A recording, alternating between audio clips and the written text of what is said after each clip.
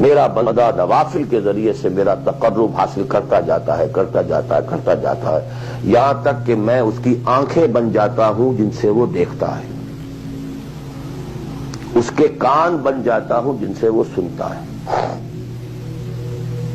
اس کے ہاتھ بن جاتا ہوں جن سے وہ پکڑتا ہے، اس کے پاؤں بن جاتا ہوں جن سے وہ چلتا ہے۔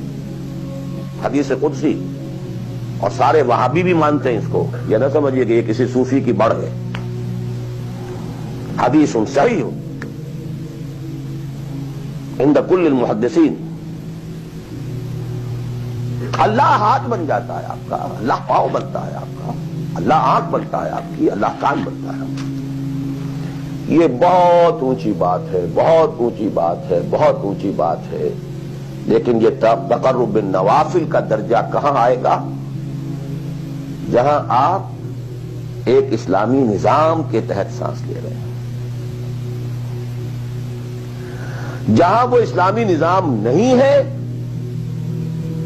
پہلا فرض تن من دھن اس نظام کو بدلنے کے لیے لگا دینا۔ اگر یہ نہیں ہے تو نماز نہیں ہے، منہ پر دے ماری جائے گی۔ میں جو کچھ کہہ رہا ہوں علی وجہ البصیرت کہہ رہا ہوں، میری پوری زندگی کے مطالعے کا نچوڑ ہے۔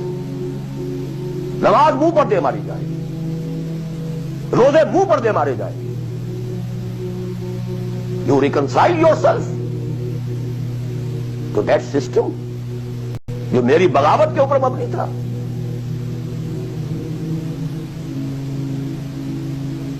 پہلا فرض یہ ہے تن من دھن۔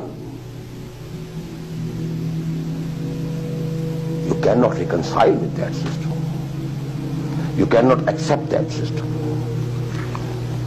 اس میں اپنے آپ کو اکوموڈیٹ کرنا، اس میں اچھے کیریئر تلاش کرنا، اس میں اچھی جائیداد بنانا، اس میں پیسہ جمع کرنا، اس میں اچھی سے اچھی بچوں کو ایجوکیشن تاکہ بہتر سے بہتر زندگی وہ بھی گزار سکیں، سب کا سب حرام، مطلقاً حرام۔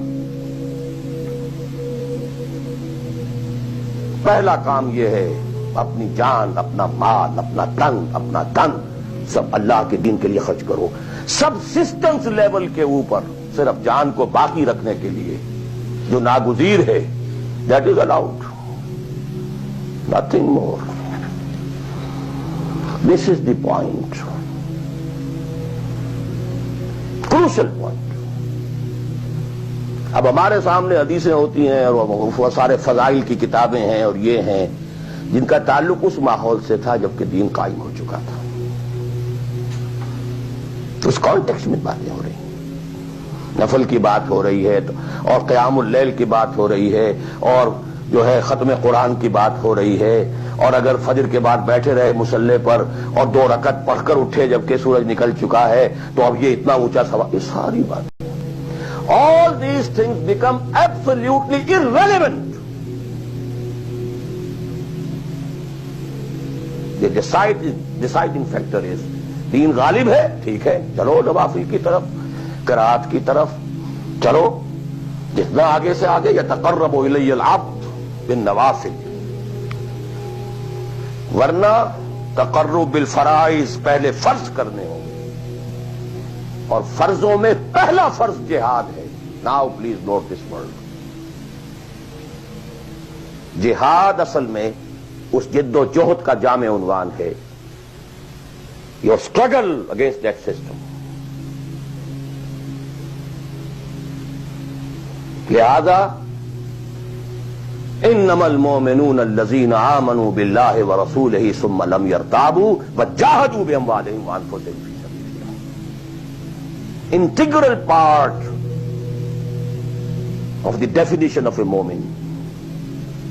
اگر زندگی اس سے خالی ہے یا اتنی ہے، وہ جتنی ہو جائے نفل کے درجے میں، اصل وقت، اصل دھارا بہ رہا ہے دنیا کی طرف، دنیا کے حصول کے لیے، جتنا پھیل سکیں، جتنا پھل سکیں، جتنا پھول سکیں، جتنی جڑیں گہری جما سکیں، جتنا کچھ اولاد کے لیے چھوڑ کر مر سکیں، جتنا اولاد کو زیادہ سے زیادہ دنیا کی سہولتیں دینے حاصل کرنے کے قابل بنا کر جا سکیں، ساری تو توانائیاں اور ساری قوتیں اور ساری صلاحیتیں اور سارے اوقات تو کپے ہوئے اس میں۔ اچھا آپ کو تھوڑا سا دین کا کام بھی، آخر دھوکہ تو اپنے آپ کو دینا ہی ہے نا.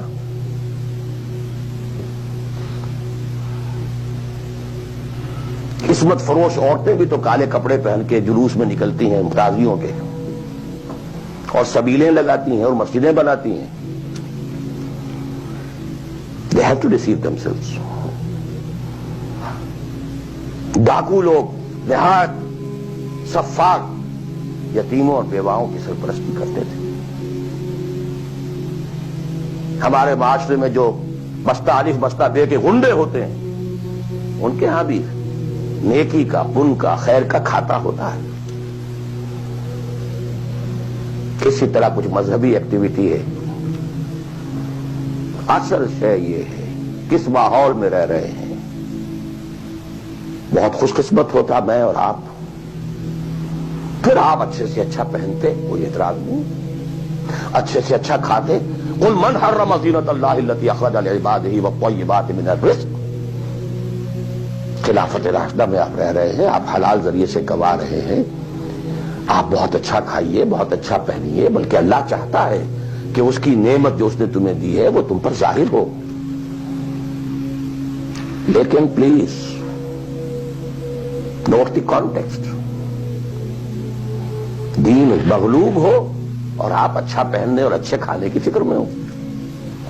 مجھے جملہ یاد آ رہا ہے حضرت ابو بکر کا رضی اللہ تعالی عنہ. تھوڑا سا مسئلہ ہوا تھا کہ لوگوں نے کہا کہ زکوٰۃ ہم دیں گے لیکن زکوٰۃ ریاست کو نہیں دیں گے، اپنے طور پر خرچ کریں گے. حضرت ابو بکر نے فیصلہ کیا ان کے خلاف جنگ کا. حضرت عمر جیسی شخصیت بھی مشورہ دے رہی ہے کہ دیکھیں نہیں، 2 فرنٹ پہلے ہم نے کھولے ہوئے ہیں.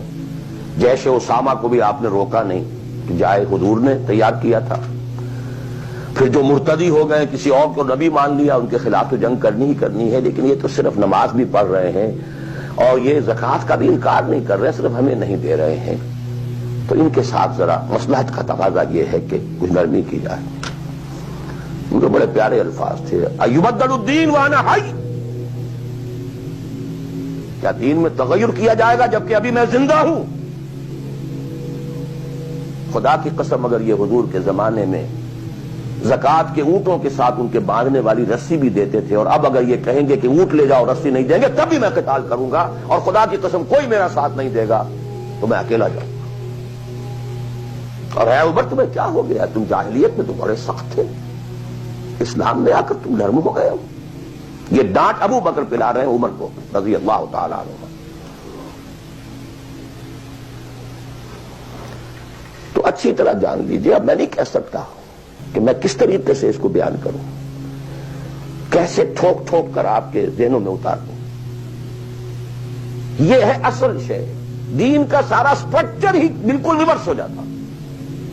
دی whole value structure absolutely changes. دین غالب ہے تو وہ ساری باتیں ہیں جو ہم نے خوب یاد کی ہوئی ہیں. آج حقوق والدین بھی تو ہے نا، آخر بچوں کے حقوق بھی تو ہے نا. یہ حقوق والدین جو ہے ان مہاجرین کو یاد نہیں آئے جو اپنے ماں باپ کو چھوڑ کر مدینے پہنچ گئے تھے. یہ اولاد کے حقوق انہیں یاد نہیں آئے، بیویوں کے حقوق یاد نہیں آئے. وہ تو فینیٹسٹ تھے نا، پاگل تھے نا. مدینے کے منافقین نے انہیں سفہا کہا تھا، بے وقوف لوگ ہیں یہ. انؤمن کما آمن السفہا. These fools, these fanatics. یہ ساری حدیثیں آپ کو یاد ہیں.